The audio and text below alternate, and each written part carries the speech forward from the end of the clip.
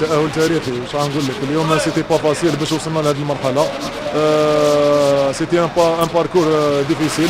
نشكر صحابي اللي كانوا على اوتر منذ بدايه الموسم، منذ بدايه هذه البطوله. الحمد لله تاهل تاريخي نصف نهائي كاس الكاف. نظن باللي كانت عندنا ثقه كبيره مهما كانت نتيجه الذهاب تعادل 1-1. جينا العاصمه كنا متاكدين باللي راح نجيبوا تاهل من هنا، والحمد لله وفقنا ربي سبحانه. بدينا المباراه مليح. هدف اتحاد العاصمه جا ضد مجريات اللعب. ما بين لي ميطون بقينا مركزين، تكلمنا بيناتنا قلنا جماعه الفوريستي كالم، وعطانا المدرب تعليمات ونابليكي لي كونسي. ديزيام ميطون عاودنا رجعنا في وقت مليح والحمد لله. هذا هو لو شارم، وهذا هو نتيجه العمل اللي قمنا به والتركيز. وصلنا لمرحله ابري لافان تاع الماتش، وصلنا لضربه الجزاء وكان معنا الحظ. هارد لك اتحاد العاصمه، نتمنوا لهم توفيق في باقي المشوار.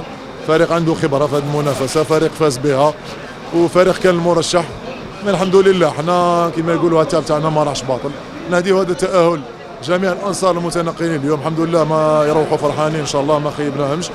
ونهديو تاهل ثاني لجميع مدينه قسنطينه واللي داخل الوطن واللي خارج الوطن، ونتمناو ان شاء الله التوفيق في باقي المشوار ان شاء الله. والله الحمد لله، والله الحمد لله ما عدلنا النتيجه.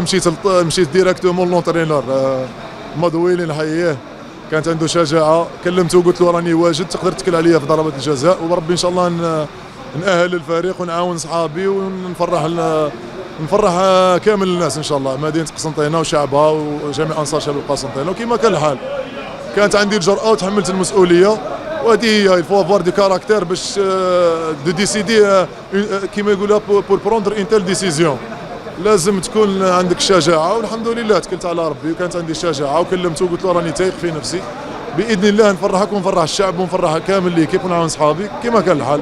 توفيق من عند ربي سبحانه، الحمد لله. ان شاء الله باقي المشوار ان شاء الله نكونوا مفاجاه في هذه لا كومبيتيسيون. مادام لحقنا نصف نهائي بوركوا با الفو فيزي لوان، بالك نكونوا ان شاء الله في النهائي، وبالك ما ادريش هذه كره قدم بالك نتوجوا بها، بالك هذه هي. حنا اون فا ترافاي اون فا بور الي جوسكو بو ان شاء الله. نطلبوا من ربي ان شاء الله التوفيق. نشكر صحابي على المجهودات الجباره من نهار بدا الموسم، ونشكر ستاف المدرب كل شيء نشكرهم ثاني على المجهودات. نشكر الانصار اللي تنقلوا معنا واللي كانت عندهم ثقه فينا، وهذه ثقه ما كما يقولوها ما خيبناهمش ورجعنا لهم الثقه في الميدان. ان شاء الله كما يقولوها اون فا ريستي كالم، اون فا بريباري لو ريست دو شامبيونا اي لا كاف ترونكيلمون ان شاء الله.